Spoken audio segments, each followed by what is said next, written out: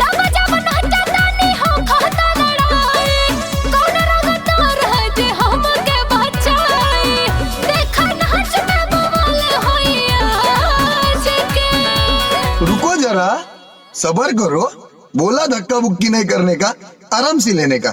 हाँ। केहू जदी बोली त दग दे हम सार के हई हम लइका जिला फैजाबाद के।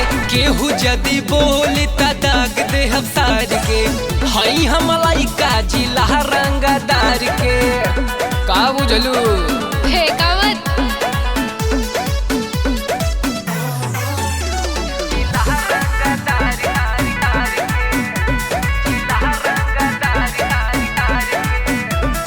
के करा से अतना गोरी तू डरालू हमर बहिया सरकार कहे घबरालू।